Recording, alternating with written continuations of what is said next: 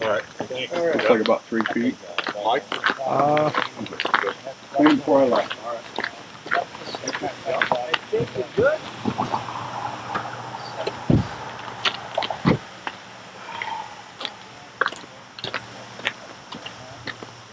My legs were sore from those exercises. Yeah, that's what you're saying. Oh, yeah, that's right. I was seeing that. I got an extra reel just in case. I have this is one of yours. Okay. Okay. Yep. All right. That's the problem with the rest of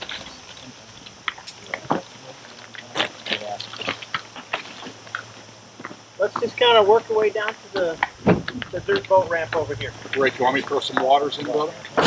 Yeah. No?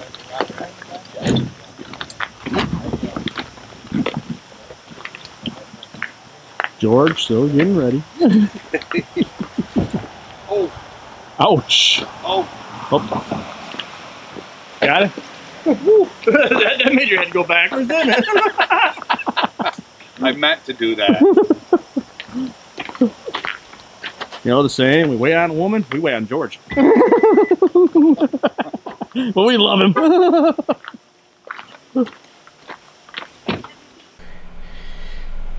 First, I'd like to say is I'd like to thank everybody that attended our casting clinic. Thank you. It was good to see you. It was great to work on the river with you, work on your casting with you.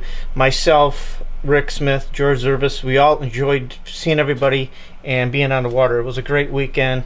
I hope everybody found our instructions useful, and it'll help you with your casting through the upcoming season. For those of you that are still interested or curious about it, what happens in this clinic is that we start about 4 in the morning. We start about 8 in the morning, and we finish up about noon. We have about 4 hours of intense instruction. We work on a few basic casts. For an example, a roll cast, a double spey, a circle C, and a cat arm cast. So you got casts for both sides of the river, and you got casts to deal with windy conditions. And just get some foundation and a start in the casting. We also talked about swinging flies, working with sink tips, and other little nits and pieces that you might find yourself that you have to deal with on the water. We went over in this class. So it was a pretty intense morning of casting, and a little bit of fishing instruction too we mixed in with it. We also talked about dealing with some different types of lines. For an example, the real short driver heads of OPS, scanty lines, which is just the opposite. So we covered a pretty good gauntlet. We also went over everybody's gear just to make sure that the rods were lined up right for the individual caster. And we talked a little bit about telling when your rod's a little underlined or a little overlined. We even did a little bit of that. So we covered a whole bunch in the class. For those of you who are kind of curious about spey casting or still kind of working with your spey casting that weren't able to attend our clinic, here's a little bit of video of me doing a commentary about a roll cast and also the usefulness of a roll cast, and also there's a couple other casting tips in there. So these are kind of interested in the spey casting, a little bit of tips with it. Just take a look at this. Couple things to keep in mind. It's kind of tight in here-ish. I got trees right here, trees right there. I got a 14-foot rod.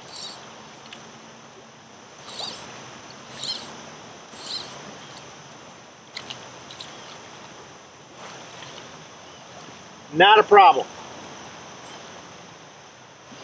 That's the nice thing about these two-handed rods. We can fish in pretty tight spots.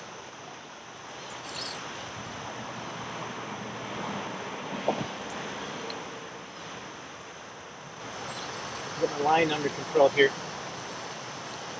So basically what we're going to start out with is just a roll cast. The reason for the roll cast is we're fishing sink tips.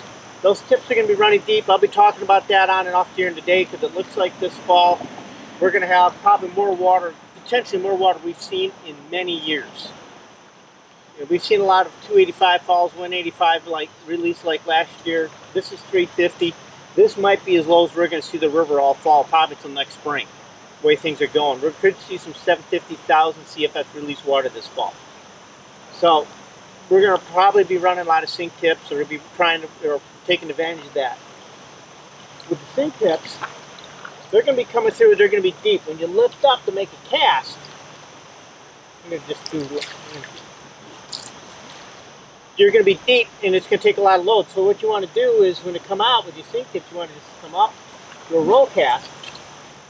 Try to stay off the tree there. Do a roll cast, then you can go into your casting sequence. By doing a roll cast, it brings that tip to the surface and acts like a floating line. So it's one of the reasons for the roll cast. The other thing is oh, that's a mess. Now we can do our cast. So a roll cast will clean everything up, set everything up, but what's more important is, I'll go right-handed here again real quick. I'll come off the roll cast and still make a D-loop, stop your rod tip high. So that fourth stroke, that's the fourth stroke you use for everything. So with the roll cast, it starts us to get used to using our both hands, casting both hands together. You can think about coming up with your roll cast, keeping your top hand loose, staying out of the trees, and driving with your bottom hand, pulling your bottom hand into the rod. So it's a little bit of a drill there to start trying to introduce your non-dominant hand to doing the work. The grip, I tell everybody, just find what's comfortable. But more importantly is keep your top hand loose. And your bottom hand, go ahead tight. If you do that, you keep your top hand loose, you have a tendency to naturally compensate with your other hand. So that's a little trick to help you try to get that bottom hand into work. So if you have your bottom hand kind of, you can see how I can keep my palm right open, but I just fulcrum off my top hand. So when you come up, bring it back, watch your rod tips, more backs up here, get a little bit so I'm not in the timber. Make that loop, stop the rod tip high. Come up here so I can do it. And there, good. You can see how where I stop my tip. A little trick also is to watch your rod tip. Watch your rod tip, you'll see that line come behind you, form that D loop, and then that'll tell you to go forward on your cast.